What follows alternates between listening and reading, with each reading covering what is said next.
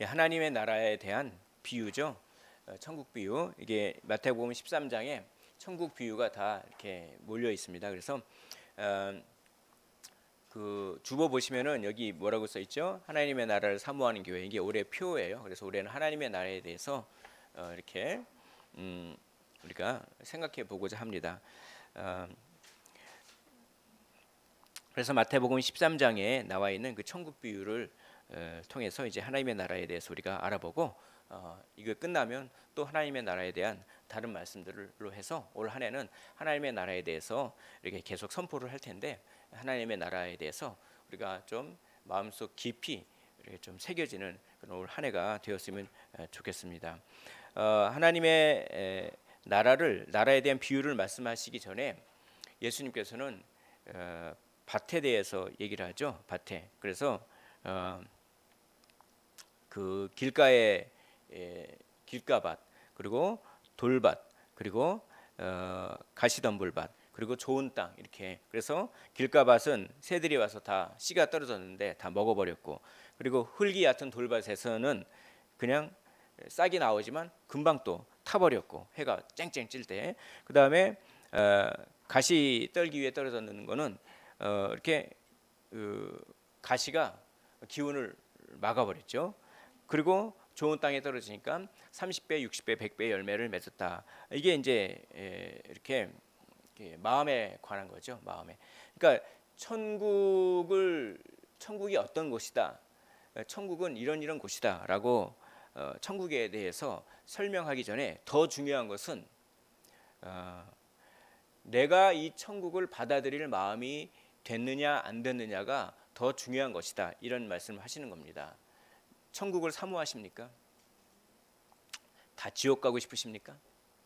아멘 왜 안 하십니까? 천국을 사모하세요? 네. 네.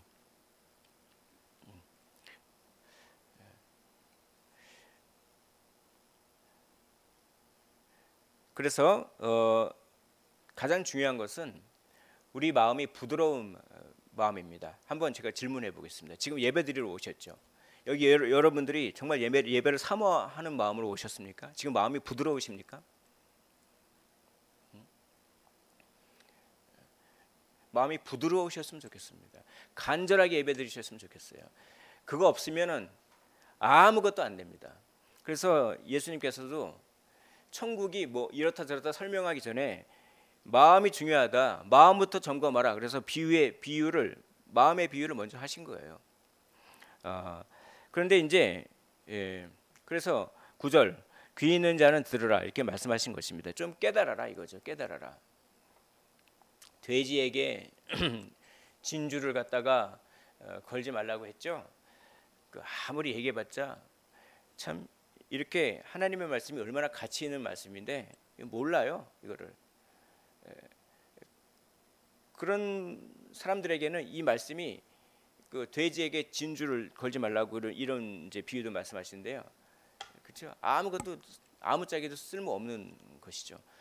정말 이 귀한 하나님의 말씀이 쓸모 있게 되는 사람은 마음이 부드러운 사람, 그렇죠? 좋은 마음의 밭이다. 그래서 제가 이렇게 설교하기 전에 먼저 이런 질문을 드리는 것입니다.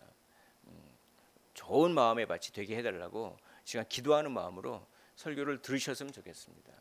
제 입을 빌어서 하나님께서 말씀하시는 것이라고 믿으시면서 정말 내 마음이 부드럽게 해달라고 하면서 이렇게 들으시는 게 가장 좋은 것 같아요. 그래서 여기 보면은 들을 귀 있는 자는 들으라. 들을 귀 있는 자는 들으라는 얘기는 이게 전제되어 있습니다. 들을 귀 없는 사람도 있다 이거죠. 사랑하는 성도 여러분, 들을 귀가 있으십니까? 들을 귀가 있으셨으면 좋겠습니다. 예. 자, 그러니까 예수님 제자들이 나와서 10절 보겠습니다. 제자들이 예수께서 나와 이르되 어찌하여 비유로 말씀하십니까? 좀 쉽게 좀 말씀해 주세요. 쉽게. 왜 이렇게 비유로 말씀하십니까? 이렇게 얘기합니다. 예수님은 왜 비유로 말씀하셨을까요? 성경에는 이런 말씀도 있습니다. 비유가 아니면 말씀하지 아니하셨다. 이런 말씀도 있을 정도로 비유를 강조하고 있습니다. 비유를 많이 말씀하셨어요. 예수님은 왜 쉽게 설명해도 되는 걸 비유를 통해서 말씀하셔서 아리까리하게 하시냐 말이죠. 그 이유는 비유에는 두 가지 기능이 있습니다. 하나는 감추는 기능이 있어요. 또 하나는 밝히는 기능이 있습니다. 감추는 기능이 있고 밝히는 기능이 있습니다. 그래서 계시를 감춰요. 비유로 얘기하기 때문에 잘 못 알아듣는 거죠. 비유를 해설하기 전까지는 못 알아듣는 거죠. 일부러 비유를 말씀하신 거예요. 일부러 못 알아 이렇게 들으라고, 마치 그런 것처럼. 그러니까 계시는 감추는 기능이 있고 드러나는 기능이 있습니다. 그러나 만일 알아듣는 사람에게는 비유로 얘기했을 때 훨씬 더 깊은 지식을 알 수가 있어요. 알아듣는 사람에게는. 그래서 밝히는 기능이 있고 감추는 기능이 있다. 예를 들어서 난 놓고 기억자도 모른다. 이 비유를 아시죠, 여러분들? 그렇죠? 이 난 놓고 기억자도 모른다. 이거를 갖다가 막 설명하는 거야. 이렇게 돼서 이렇게 돼서 이 설명하는 것보다 이게 뭘 뜻하는지 알고 있을 때 난 놓고 기억자도 모른다라고 비유로 얘기했을 때 그것이 뜻하는 것이 더 깊게 더 새겨진단 말이죠. 그래서 비유는 두 가지 종류. 그 비유를 아는 사람에게는 더 무한히 깊은 세계를 던져주고 그 비유를 모르는 사람은 더 모르게 합니다. 그래서 영적인 부익부 빈익빈 상태가 되는 거죠. 자, 여기 보겠습니다. 11절 한 목소리로 읽어보겠습니다. 시작. 대답하여 이르시되 천국의 비밀을 아는 것이 너희에게는 허락되었으나 그들에게는 아니 되었나니. 그러니까 여기서 너희와 그들이 이렇게 대비되어 있습니다. 너희에게는 허락되어 있어요. 그리고 그들에게는 허락되지 아니합니다. 비유를 얘기하는 이유가 뭡니까? 허락된 사람들에게는 그 비유가 뜻하는 그 뜻을 더 깊게 알 수 있지만 허락되지 않은 사람들에게는 못 알아듣게 하기 위해서 비유를 얘기한다는 것입니다. 그래서 영적인 부익부 빈익빈. 자, 12절이 그겁니다. 제가 읽어보겠습니다. 무릇 있는 자는 받아 넉넉하게 되되 없는 자는 그 있는 것도 빼앗기리니. 이렇게 돼 있어요. 그래서 13절. 그러므로 내가 그들에게 비유로 말하는 이유는 뭐냐? 그들이 보아도 보지 못하며 들어도 듣지 못하며 깨닫지 못함이니라. 그들이 깨닫지 못하기 때문에 비유를 얘기해서 깨닫지 못하는 그들은 계속 깨닫지 못하게 하고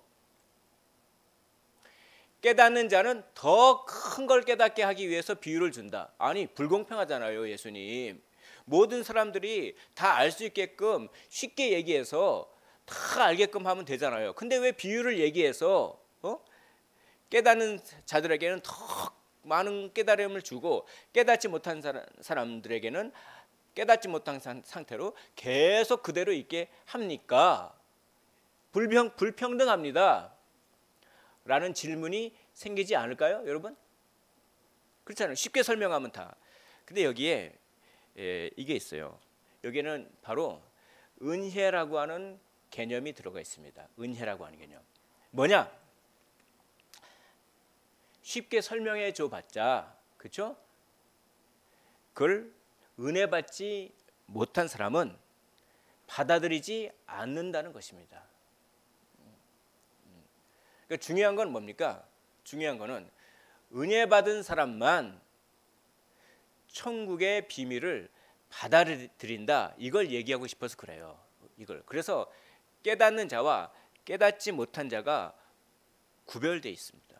구별돼 있어요. 그리고 선택돼 있단 말이죠. 선택된 자만이 은혜 받게 되고 은혜 받은 자만이 천국의 비밀을 뭡니까? 수용할 수 있는 마음의 부드러움이 있고 그런 자들에게 천국의 비유를 얘기하고 가르쳐 줬을 때 뭡니까? 그 깊은 깨달음과 동시에 뭡니까? 그 천국을 받아들이게 된다. 그걸 얘기하는 거예요. 그래서 은혜가 아니면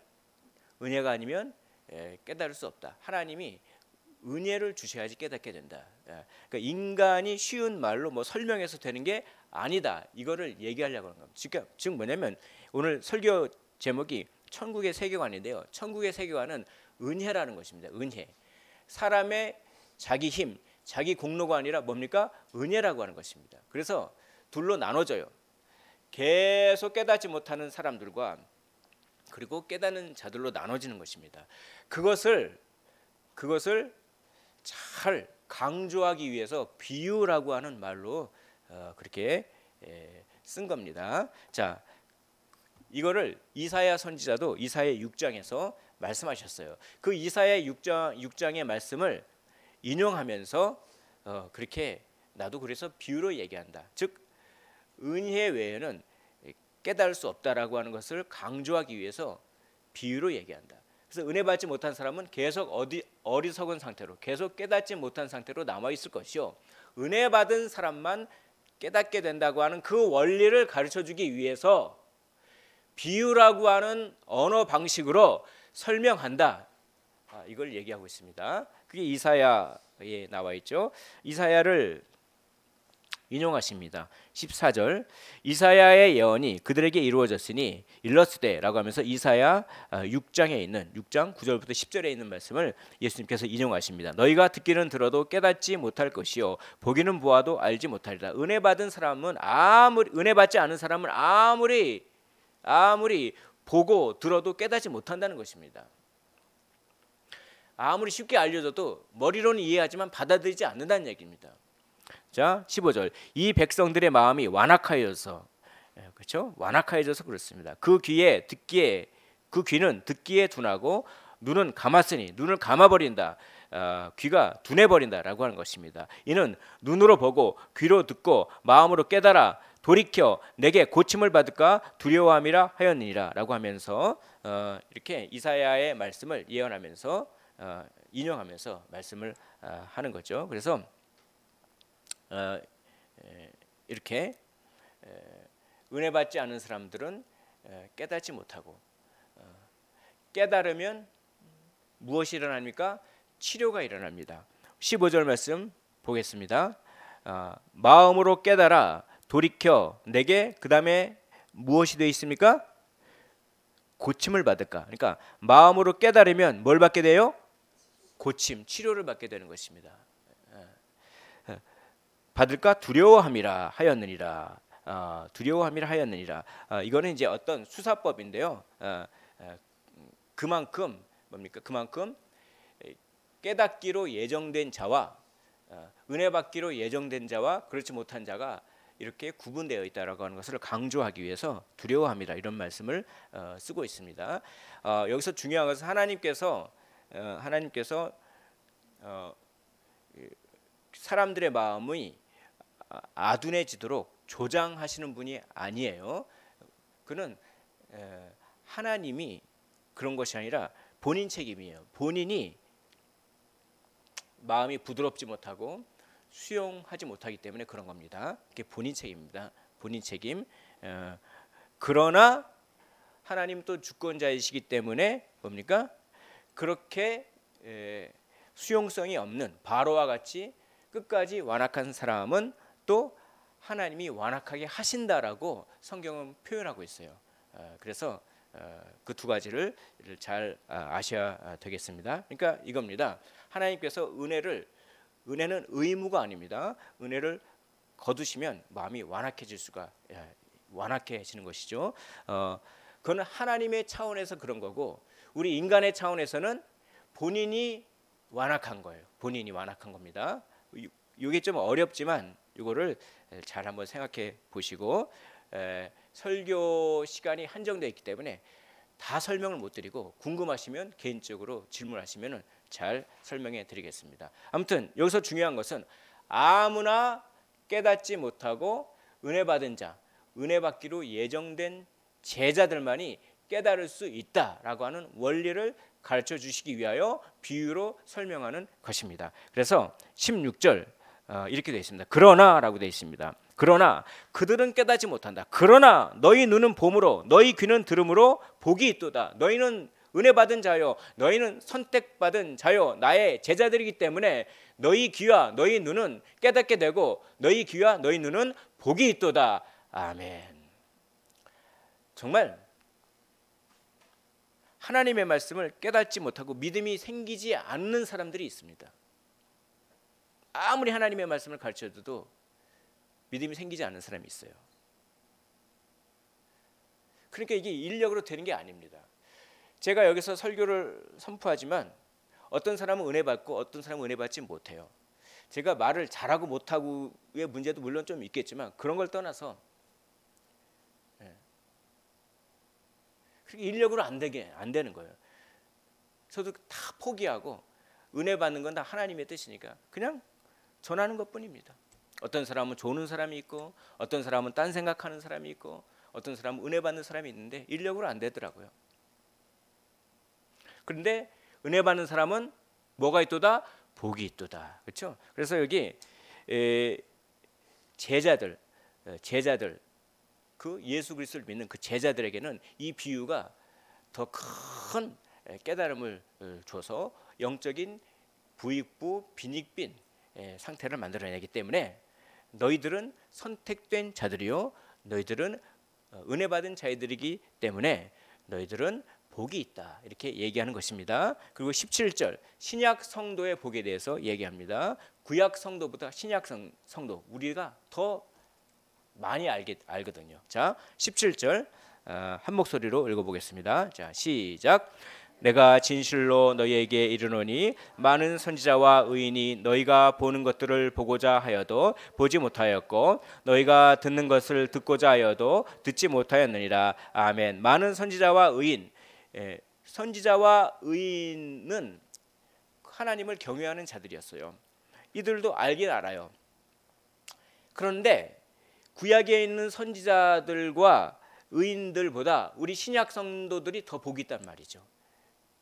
예를 들어서 이사야 선지자가 아는 것보다 우리가 아는 게 더 많을까요? 적을까요? 이사야 선지자는 마태, 마가, 누가복음 알까요? 요한계시록을 알까요? 그 위대한 이사야 선지자, 엘리야 선지자보다 우리는 예수님이 어떤 일을 하셨고 다 알아요. 우리는 그 사람들이 희미하게 메시아가 올 것을 희미하게 알고 그를 예언했을 뿐이죠.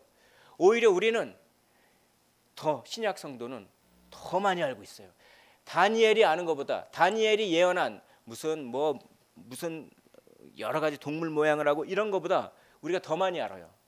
다니엘이 예언한 거를 역사상 우리는 다 알고 있어요. 그리스가 일어나고 로마가 일어나고 막 그런 거. 그러니까 뭡니까? 구약의 많은 선지자들과 의인이 너희가 보는 것, 지금 신약 성도 너희들이 보는 것을 보고자 하였으나 그들은 다 보지 못했다 이거예요. 희미하게 알 수밖에 없었다 이거예요. 그러나 너희는 안다 이것입니다. 너희는 복받은 자들이라 하는 것이죠. 우리가 이렇게 복받은 신약 성도입니다. 자, 그래서 오늘 말씀의 한 가지 원리는 무엇입니까? 오늘 천국이 이렇다 저렇다 설명하기 전에 하나님께서 말씀하시는 것, 예수님께서 중요하게 여기신 것 하나는 뭐냐면 정말 부드러운 마음을 가지라는 것입니다. 그리고 그 부드러운 마음은 우리 차원에서는 우리가 아주 간절하게 사모하고 말씀을 읽고 또 뭡니까? 또 그렇게 기도하고 예배드리고 하는 건 우리 차원에서는. 그러나 하나님의 차원에서는 무엇 받은 사람만 마음이 부드러워질 수가 있느냐? 은혜 받은 사람만 그렇습니다. 우리 힘으로 인력으로는 안 되는 것입니다. 그걸 먼저 깨달아 알아라. 그래서 은혜 받은 사람만 앞으로 말하는 이 천국 비유를 잘 알 수 있고 은혜 받지 못한 사람은 그냥 어리석은 그 상태로 있을 것이다. 그래서 그러니까 무릇 있는 자는 받아 넉넉하게 되고 없는 자는 그 있는 것도 빼앗기리라. 영적 부익부 빈익빈 상태를 얘기하고 있습니다. 은혜 받으셨죠? 은혜 받으셨으면 좋겠어요. 그리고 여기 아직 성경을 잘 모르고 성경 말씀을 얘기하더라도 잘 모르시는 분들도 계속해서 말씀을 듣고 계속 사모하십시오. 어느 순간 깨달음이 오기 시작합니다. 예수 그리스도의 십자가가 오기 시작해요. 정말 그러셨으면 좋겠습니다. 그래서 천국의 세계관은 은혜입니다. 그 천국의 세계관과 정반대의 세계관은 자기 공로입니다. 자기 힘으로 뭔가를 해보려고 하는 그런 세계관입니다. 그래서 자기 공로로 뭘 해보려고 하는 그런 세계관을 가지면 무엇이 생기냐? 그 부작용이 생겨요. 무리수를 두게 돼요. 그래서 다 망에 버립니다. 그래서 우리는 천국의 세계관을 가졌으면 좋겠습니다. 내 힘으로는 안 됩니다. 오로지 하나님의 은혜가 필요합니다. 하나님의 은혜만이 정말 우리에게 천국을 주는 거고, 하나님의 은혜만이 우리에게 천국을 누릴 수 있습니다. 하나님 은혜를 주옵소서, 은혜를 주옵소서, 제 힘으로는 안 됩니다. 이게 천국의 세계관이라는 거죠. 근데 이런 세계관을 가진 사람은 복된 사람이라는 것입니다. 이런 세계관을 가지지 않고 자기 힘으로 뭔가를 해보겠다고 하는 세계관에 갇힌 사람들은 어리석은 사람들이에요. 그런 사람들은 절대로 천국을 깨닫지 못하는 것입니다. 그래서 참 요즘에 그 중국에 대해서 궁금해졌어요. 중국에 대해서. 왜냐면은 이 시기가 시기인지라 그래가지고 좀 이렇게 저렇게 자료를 찾아보고 했는데, 이 시진핑이잖아요 지금. 여기 우리 성도님들에게도 중국이 지금 어떤 상태인지를 좀 알려 드려야겠다라는 생각이 좀 들었습니다. 이 세상을 바라봐야 되잖아요. 그리스도인으로서 지금 굉장히 위기거든요. 잘못하다가 자유를 뺏기면 예배도 못 드려요. 시진핑은 굉장한 냉혈 인간이죠. 굉장히 현실주의자고 아주 냉혹합니다. 뭐 몇백만 명을 죽일 정도로 이렇게 생긴 거는 곰돌이 푸처럼 이렇게 생겼는데, 굉장한 중국의 엄청난 많은 파벌을 다 뚫고 1인 독재체 모택동 이후에 1인 독재 체제를 구축한 굉장한 현실주의자예요. 냉혈합니다. 자기 아버지가 막 그렇게 막 핍박을 모택동에 의해서 핍박을 당해도 씩 웃어요. 아주 그냥 소름이 돋죠. 왜 웃냐? 나는 살아남았잖아. 이러면서 웃습니다. 이 시진핑에 있어서 지금의 시진핑을 형성하는 데 있어서 중요한 세 가지 사건이 있는데, 다 말씀을 못 드리고 한 가지 사건이 있는데, 2008년도에 그때 베이징 올림픽이 있었을 때죠. 베이징 올림픽이 있었을 때 시진핑이 부주석이었습니다. 그때 주석은 후진타오였고요. 부주석으로 일했는데, 그 2008년에 어떤 일이 일어나느냐? 리만 브라더스 해가지고 글로벌 금융위기, 미국 금융이 엄청 파탄을 일으키고 막 그래요. 근데 2008년 그때 중국이 한참 경제적으로 잘 나갔습니다. 그래서 등소평이 문호 개방을 한 이후에 엄청나게 중국에 싸잖아요, 인건비가. 그래서 막 해외에서 중국에 진출하고 공장을 세우고, 그래서 막 엄청나게 주식 투자하고 막 그래가지고 그냥 경제가 이렇게 성장하는데, 반대로 2008년도에 리만 브라더스 사건이 생기면서 미국의 금융이 파탄을 나면서 부동산 파탄이 막 나면서, 그때 시진핑이 이런 생각을 합니다. 미국 별거 아니네. 우리 경제 모델이 미국보다 낫다라고 하는 생각을 갖게 됩니다. 그래서 이 등소평은 이런 관점으로 나라를 이끌었습니다. 도광양해, 이건 뭐냐면 힘을 숨기고 때를 기다린다, 어둠 속에서 때를 기다린다, 이렇게. 그런데 이제 시진핑은 그때를 기점으로 우리가 서양보다 더 우월하고 중국이 이 세계를 지배해야 된다라고 하면서 대국굴기라고 하는 사상이 형성되기 시작합니다. 큰 나라가 벌떡 일어선다. 그래서 국제사회에서 이제 양보하지 않고 중국이 당당하게 말할 거 다 말하고 자국 제일주의. 그래서 어떻게 됩니까? 중국이 뭐 대만도 침공하려고 그러고 뭡니까? 그리고 막 미사일도 핵탄두를 엄청나게 만들고 있습니다. 세계에 엄청난 영향력을 끼치고 있어요. 많은 나라에 중국 스파이들이 있습니다. 그래서 여론을 조작하고 그렇습니다. 그리고 원전 생태계 유린, 러시아와 중국이 원자력 발전소, 원전의 세계의 80%를 차지하고 있어요. 여러분, 원전이 왜 이렇게 중요한지 아십니까? 원전을 어느 나라에 세워주면요, 그 나라는 에너지를 다 의존하게 돼요. 그러니까 정치적인 볼모가 돼요. 중국의 정치적인 볼모가 된단 말이죠. 우리나라에 탈원전한다고 하는 것은 중국을 도와준 일입니다. 우리나라는 원전 기술도 있는데, 너네들 에너지 우리가 꽉 꽉 움켜쥐고 있어? 요즘 원전이 왜 중요합니까? 요즘 AI 시대죠. AI, 챗 GPT, AI 핸드폰도 AI 핸드폰이죠. 그 AI는 전력을 많이 씁니다. 지금 있는 전기보다 전기를 더 많이 써요. 데이터가 많이 돌아가기 때문에. 그렇기 때문에 안정적인 전력 확보가 위해서 뭐가 필요합니까? 원자력 발전소가 훨씬 필요한 거죠. 원전이. 근데 세계 많은 나라에 원전을 지어주고 에너지를 볼모로 삼고 있는 거죠. 중국이 뭡니까? 그렇게 영향력을 끼치죠. 그리고 배터리, 반도체 이런 걸 만드는데 필요한 원자재를 다 쓸어 담고 있고요. 그리고 그들에게 뭡니까? 원전 지어주고 뭡니까? 내가 너희 원전 지어줄게. 그리고 결제를 달러로 하지 말고 위안화로 하라. 그러면 중국 위안화가 막 생기죠. 그러면서 달러에 도전을 내면 그러니까 금융 패권을 누리고 있습니다. 그리고 마약 있죠, 마약.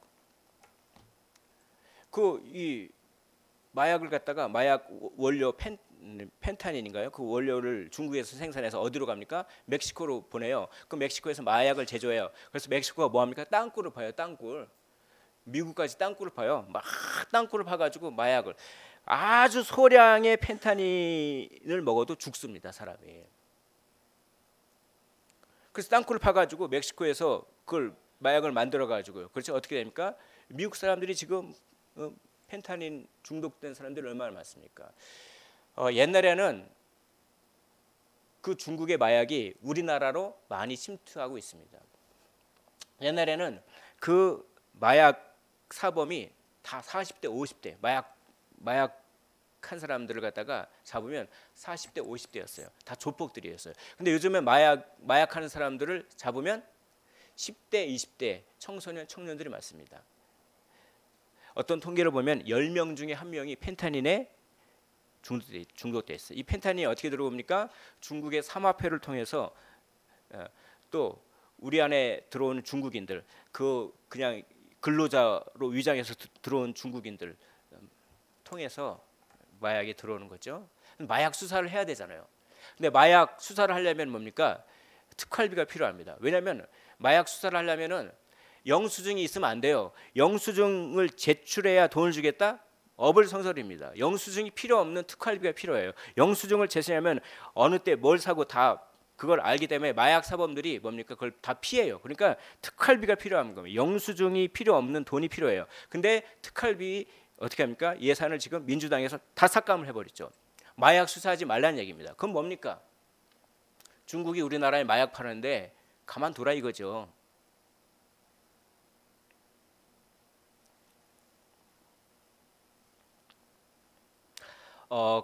그러니까 이런 것들은 다 어디서 대국 굴기, 그렇죠? 큰 나라가 벌떡 일어났습니다라고 하면서 자기 영광, 그렇죠? 자기 소견, 그렇죠? 자기 공로. 이 천국의 세계관과는 정반대되는 세계관으로 이렇게 하니까 정말 위험해지고 있는. 그래서 이 무리수를 두는 거예요. 이렇게 무리수를 두니까 부작용이 생기고 중국이 망하게 생겼습니다. 대만의 어떤 중국 전문 학자가 중국이 지금 처한 위기를 10가지를 얘기합니다. 그중에 추려서 몇 가지를 제가 말씀드리겠습니다. 판옵티콘이라고 합니다. 판은 모든, 옵티콘 본다. 모든 걸 본다. 중국은요. 중국 사람들을 하나하나 다 감시해요. 그래가지고 CCTV에 얼굴이 탁 노출되면 그 사람이 어느 출신이고 나이가 몇 살이고 뭐 하고 이거 다 통제합니다. 그러니까 뭡니까? 무슨 부동산이니 교육이니 IT니 제조업이니 에너지 산업이니 여기에 당이 다 통제해요. 다 통제합니다. 그러니까 뭡니까? 사람들이 노력을 안 해요. 내가 노력을 안 해도 어차피 그러니까 노력을 안 합니다. 그 산업이 어떻게 됩니까? 산업이 그런 상태로 20년, 30년 있으면 사람이 죽는 거죠. 거기 창의력이 발달하는 것도 아니고 거기 뭐 그런 거 발달하는 것도 아닙니다. 노력을 안 해요. 그러니까 어떻게 합니까? 경기가 막 떨어지죠. 경기가 떨어져요. 그러니까 막 집값도 떨어지고 집 거래도 안 되고 막 그렇게 되는 거죠. 그래서 부동산 문제가 일어납니다. 여기 중국의 빈집이 1억 채가 있습니다. 1억 채. 집을 한 3억에 집을 사면 한 6억쯤 오르겠지 해가 집을 막 사놨어요. 근데 아무도 안 사는 거예요. 경기가 막 안 좋으니까. 그러니까 빈집이 1억 채나 돼요. 근데 그 빈집을 짓기 위해서 중국의 헝다 이런 그룹들이 뭡니까? 부동산을 건설하기 위해서 빚을 금융기관으로 350조를 했습니다. 그러니까 뭡니까? 근데 집 거래도 안 되고 빈집이 1억 채 있고 하니까 뭡니까? 그게 금융위기로 빚은 집 짓느라고 빚은 엄청 져놨는데 금융위기로 그렇게 돼 가고 있죠. 그러니까 뭡니까? 청년들이 일거리가 떨어지는 거예요. 그래서 청년 실업률이 4년 사이에 2배가 증가돼서 뭡니까? 한 해 졸업생이 1,158만 명이라고 합니다. 중국의 대학교 졸업생이 1년 한 해마다 1,158만 명, 굉장하죠. 그런데 다 실업 위기예요. 그리고 사람들이 애를 안 낳으려고 해요. 그래서 중국 인구가 14억까지 쭉 올라갔다가 뭡니까? 점점 떨어져요. 뭐 12억, 10억 이렇게 떨어져요. 중국 인구가 인도에게 추월당했습니다. 인도가 더 많죠. 그러니까 뭡니까? 생산 가능 인구가 점점 줄어들면서 예전에는 인구가 많기 때문에 값싼 노동력으로 세계 경제에 공장 노릇을 했는데 이제는 점점 그것도 떨어지고 있는 상황입니다. 그리고 미국이 말이죠. 미국이 중국에게 제재를 가하기 시작했습니다. 중국이 그렇게 핵탄두를 개발하고 하니까 이제 미국이 제재를 가하기 시작한 겁니다. 뭐냐면 이거예요. 예전에 소련과 미국이 이렇게 있을 때 소련이 망했어요. 왜 망했냐면은 이게 레이건이 그런 정책을 폈다고 합니다. 어떤 정책이냐? 그 뱁새가 황새 쫓아오다가 다리 가량이 찢어지는 그런 정책을 폈어요. 그러니까 예를 들어서 이 과도한 군비 경쟁은 전체주의 시스템을 위태롭게 만든다. 이런 명제가 있죠. 그게 증명됐어요. 이게 뭐냐면 소련이 미사일을 개발하면 미국도 개발해요. 그럼 소련이 또 미사일을 개발하면 미국도 미사일을 또 개발해요. 그리고 소련이 위성을 쌓아 올리면 미국도 또 쌓아 올려요. 근데 미국은 자본이 돼요. 자본이. 그러니까 얼마든지 할 수 있어요. 근데 소련은 자기 돈 없어도 그렇게 껄껄 굶어 죽어도 미국이 개발하면 무기를 계속 개발해요. 그러다 어떻게 됩니까? 나라가 망해버렸어요. 그걸 지금 중국에게 합니다. 중국이 핵탄두 미사일 개발하잖아요. 미국이 또 개발합니다. 그럼 중국이 또 개발하잖아요. 지금 중국이 경제가 점점 어려워지는데도 계속 무기를 개발합니다. 그러다가 망하는 수가 있어요.